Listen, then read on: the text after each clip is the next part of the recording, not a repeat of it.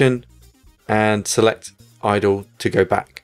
Select the transition and then set speed to a value of less than 0.1. Now that we have transitions to and from, our script will take care of the rest because it's still feeding in a value for speed and a value for direction. So if I press play in Unity now, you can see that my character can run around. He can still walk back and turn, but he can also run forward.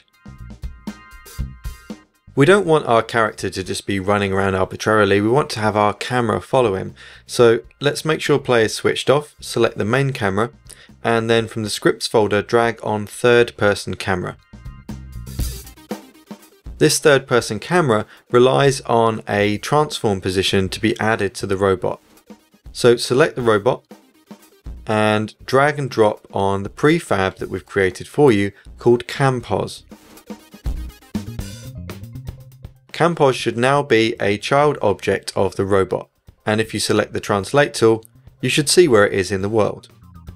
The camera will now track this position and also smoothly lean by using a lerp. You can double click and open this script to see how it works if you'd like. And again, we've commented the script to explain what it's doing. Now if you press play, the camera will track the robot as he runs around. So let's make him do something slightly more interesting than simply running or walking. We'll add in a jump animation. Make sure play is stopped and then reselect the animations folder inside the project panel. Select the animator window and drag with Alt to look above locomotion. So the animation we're going to put in is jump. So select that inside the project panel and select the jump clip we've created for you. You should see that it's a run and barrel jump, and then has a few paces of run on the end of it. Because this is a single clip, we can simply drag and drop jump onto our animator. So expand that FBX file and grab the clip and drop it into the animator window. Now we're going to place it over to the left and create a transition from locomotion into jump. So right click on locomotion and choose make transition. Click on jump to finish the transition and do the same going back. Select the transition from locomotion to jump, and we now need to create a condition for this to happen. Now because it's simply a jump, we just want some kind of key press or button press to cause this transition to occur. And because it's a running jump, we don't want it to come out of idle, so we've just made it come out of locomotion only. So there's no way to get into this state from idle. So let's create another parameter that we can trigger using our script. Click on the plus button next to parameters and choose bool. We'll name this bool jump. And then with the transition still selected, choose it from the list of conditions. So this condition now says if jump is true, then create this transition into jump, play the animation, and then if we select the other transition going back, we'll see that exit time, the default, is going to take us back into locomotion. A value of 0.89 basically means that around the last 10% of the jump, we're going to blend back into locomotion. So we're going to see jump occur and then blend back into a walking or running depending on what speed is as part of locomotion. So how do we receive that information? If we open our bot control script, what we're doing in this is checking whether we're in a particular state, and then if we are, sending information to the animator. So our states are set up by using animator string to hash command. What this basically does is take the name of the state and convert it into an integer which we can reference. So we have a number of static integer variables, idle state, locomotion state, jump state, etc., which we've taken from what our animation states are going to be called, and that's why I'm naming them specifically as such. So jump is named jump, and it's part of the base layer, which is named base layer. So we put that into a variable called jump state, and likewise with locomotion. Down in the standard jumping area, what I'm doing is saying current base state dot name hash. So what integer is it? Is it the same as loco state integer? If so, we are in that particular state. And that's the way that we're checking which state we're in throughout the script. So if we are in that particular state, what we're doing is saying if we're pressing a certain button down, jump, which is the spacebar in Unity by default, we're setting the ball jump to true. So thereby triggering that condition from locomotion to jump. So let's switch back and see that in action. Press play. And you can now run around and press space to jump. Let's stop play and take a look at what else we can do with this animation. One cool thing about this is that now we've effectively got ourselves a character that can jump, but there is a problem with doing it in this way, because if we just jump straight into this pile of boxes, you can see that when I look back, I've walked straight into the pile of boxes, whereas really I should have jumped over the first row at the bottom. So the reason for that is that when we're jumping, if we look at our robot in the scene view, our collider remains unaffected. So if I just move my scene view to show you this, for example, I can run forward and you can see that as my character jumps, the collider is lifted up slightly but doesn't change shape. It remains the same height as before, whereas really our character is tucking into a ball, so we should reflect this in the collider. What we need to do here is to affect the height of the collider over time. So how are we going to do that based on animation? Well, previously, before the Mecanim system, what we would have had to do is to check certain frames of animation and find out where they were and use maybe a lerp or something like that. But in this new system, we have the ability to apply a curve to animation. And that's exactly what you'll find in the animation clips we've given you. So if you select the jump animation, select the clip, and scroll to the bottom, you'll find an area called curves. And in here, you'll find a couple of curves that we've put in. One is called collider height. It goes from the standard collider height of 2, keyframe down to a value of 1 during the jump, and then back up to 2 as we land.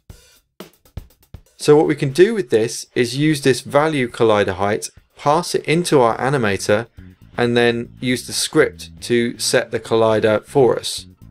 So in our script, we check whether we're in the jumping state and that we're not still transitioning into it. And for the purposes of the tutorial, I have a simple toggle called use curves, which you shouldn't concern yourself with, but we are setting the collider.height to the float value collider height. But we don't automatically get that from the curve. What we should do is take collider height and create a new parameter so that that parameter can be received and set to and from scripts. So collider height is something that I need to go to my animator and add in as a new parameter. So I'm going to make a new float and I'm going to name it collider height, capital C and H. The second curve that I have in my clip is something called gravity weight. This is an internal setting that you can apply to a curve in order to disable gravity during an animation. During this animation, I've keyframed using these buttons. Remember, you can edit these curves by clicking on them and adjusting them in a standard Unity curve manner. And what I've done is simply keyframe it down to 0 during the jump. This means that because we're scaling our collider right down, we don't want Unity to pull that effectively ball of a character down toward the ground before he's finished the jump, as it would kind of look unnatural. So we've disabled gravity during that jump so he gets a nice fluid jump and a scaled collider. So now that we have our parameter in place, our script in place, I'm just going to return to robot and enable my use curves checkbox on the component in the inspector. Then I'm going to switch back to my scene view so that I can show you the scaling. And if I press play and jump, you can see that during the jump, the collider is scaled. Let's see that again. And this means that I can jump over one row of boxes. Another thing to mention about how our jump works is that in the script, we're using a function called match target. Still within the check for whether we are in our jump state, we are using a raycast down from the character and checking the distance to the ground in order to match the ground as the target to head towards. We use a function called match target and use the hit point of our raycast in order to set a particular vector 3 to head towards. So a position in the world for our character to land. And throughout our animation, between point 3 and point 5 of it, we head towards the ground if our height is over the ground. So what does this mean? Well, basically during our animation, if I press play and run and jump, our character is jumping normally. But what we don't want to happen is that if we jump off of something higher, we don't want our character to land mid-air. And if we weren't matching target, he would land mid-air and then fall down with gravity. So let me just show you this briefly. If I disable that line of code and play the animation again. So the standard jump is fine, but if I jump off something higher, he lands on the air and then falls down. So our match target is basically used to pull a particular part of the character, in this case the root of the character, so pulling the whole body down towards a particular point. And all we're doing here with this mask is saying we're going to apply it to the y-axis specifically. Now let's look at how we can do a more interesting jump, which is set by a trigger. So within our scene, you should see that you have several jump trigger volumes set up around the level. So what we're going to do is apply a new script to our robot. So if you look in the scripts folder in the project panel and drag on anim triggers, this script is basically looking for something called jump trigger, and if it encounters it, it will set a boolean called jump down in our animator to true. So let's go back to our animator window and set up that boolean. So I'm going to click the plus button, choose bool, and I'm going to set up jump down, capital J and D. Now in our animations folder we have jump down, roll and run. And in this we've created 3 clips. A jump down, a falling animation, and then a forward roll as he lands. So we're going to set these up as 3 independent states. So expand jump down, roll and run, and start by placing in jump down. We're going to create a transition from locomotion into jump down. And this is going to be by setting jump down to true. So remember our anim trigger script is going to set that to true. So that's going to cause a transition from locomotion into jump down. We then want to go from jump down into falling. So we'll drag that on as another state. We'll create a transition to it. I'm going to leave the condition at the default of exit time, so 0.6. So basically it's going to go into jump down and then naturally transition into falling. And then finally I'm going to bring in the roll. And I'm going to create a transition from fall into roll. And the condition for going from fall into run for the transition is going to be an exit time of 0, which again should be the default. So exit time 0 should be set on that transition.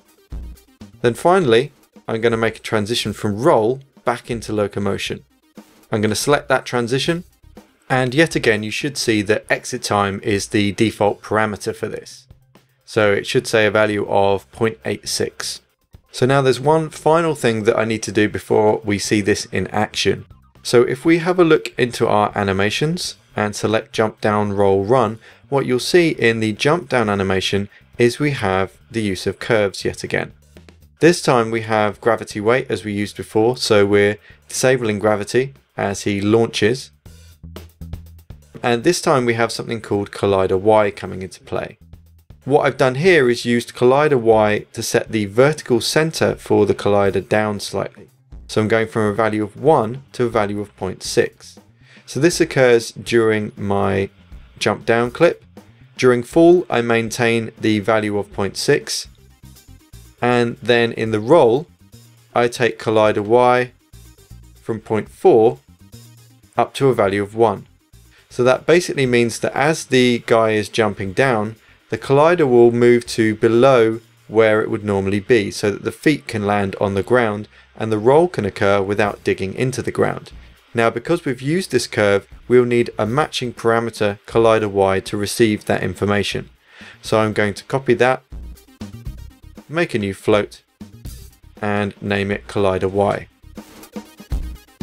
Now it should be noted that we're doing this again using the script. So if you look inside the script, you should see that collider Y is being used during the roll state, for example, to set up the Y value for the collider center.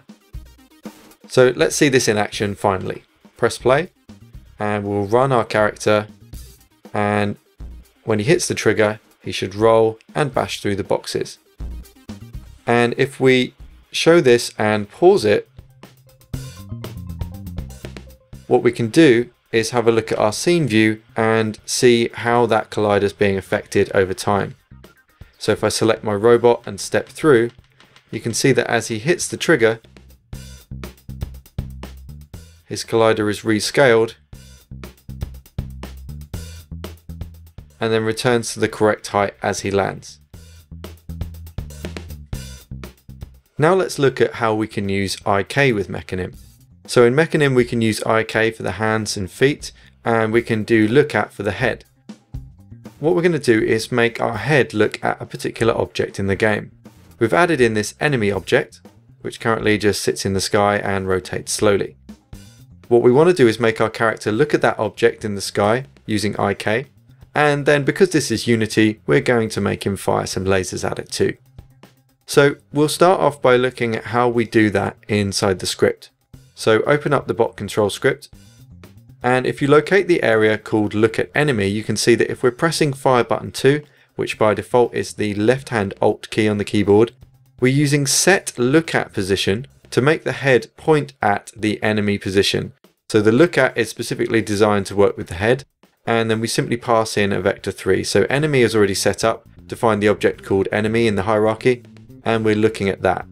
Now we're doing this smoothly by using a lerp to change the value for look weight from 0 to 1 based on a smoothing time value. So basically if we're holding down that key, we're going to lerp the looking towards that object, and then we're going to lerp it back if we're not holding down the key. Let's take a look at that in action. If I press play and hold down Alt, you can see that our character's head moves toward that. But we want to fire some lasers too, right? Let's do that. What we're going to do is to find some transform positions for his eyes. So if you open up robot, drill down into root, and then ribs, you should see neck, and finally head. What we want to do is to bring the camera around to where the head is looking so that you can see the head motion and also look down where the head is looking towards. What we're going to do is drag on a couple of positions for the eyes and also a camera position to move the camera towards. In the prefabs folder, you should find prefabs called IL and IR. Drag these onto the head.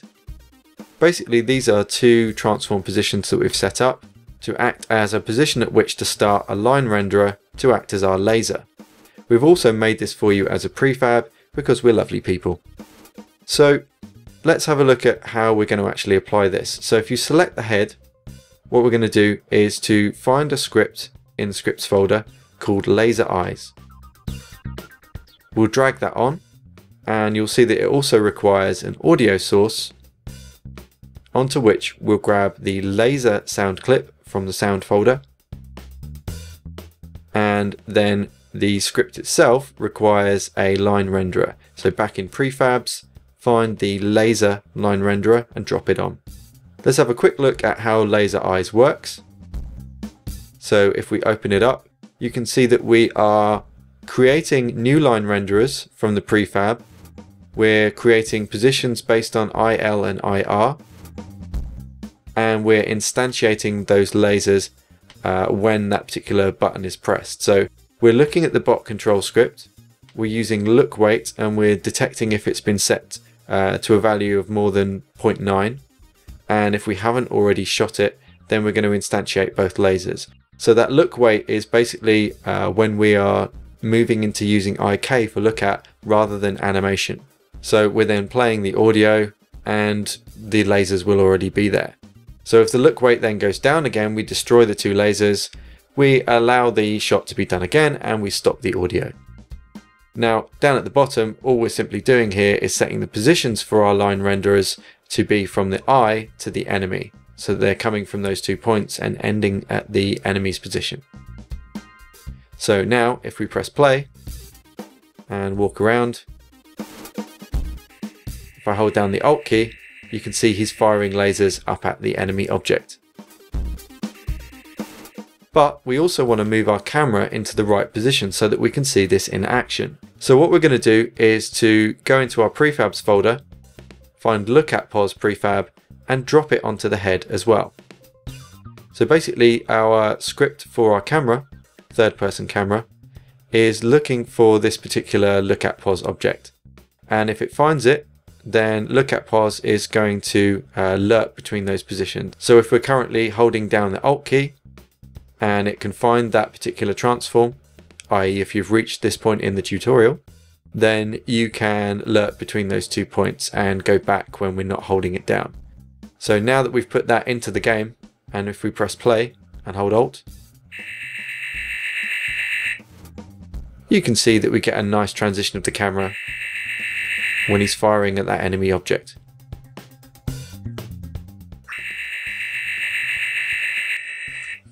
So that's a nice basic use of IK with a kind of vaguely practical application of it.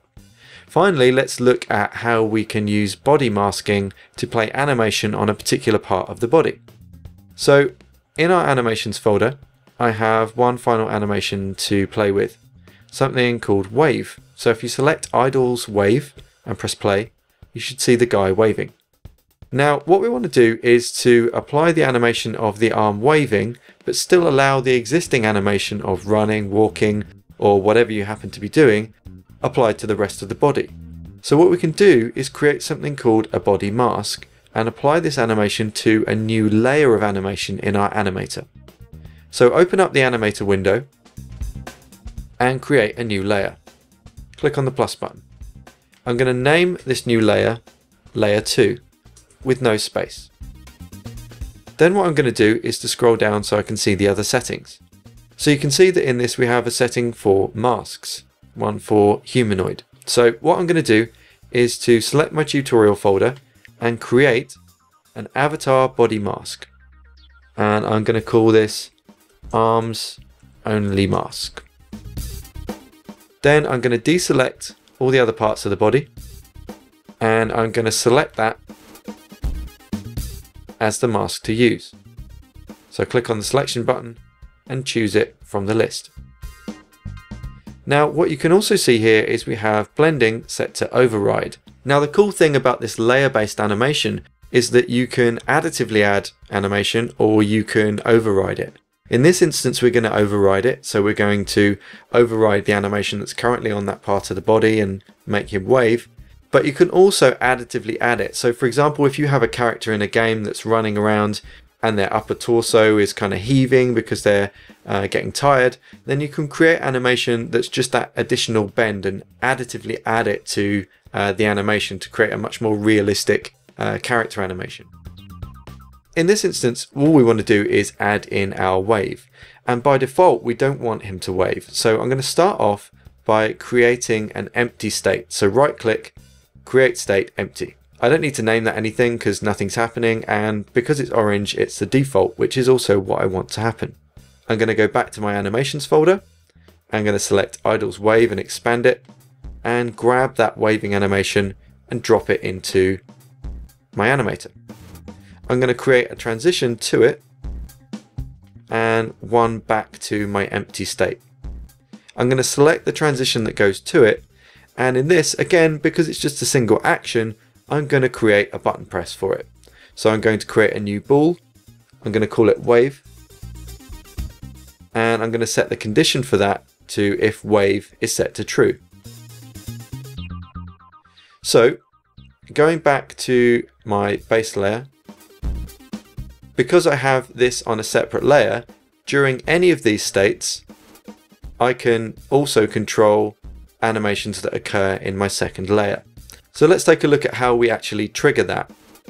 in my bot control script, down at the bottom here, if I'm currently idling and I press the spacebar, then I set that ball for wave to true. So I'm using the same input as jumping because I know that I can't actually jump in idle because of the structure of my animator.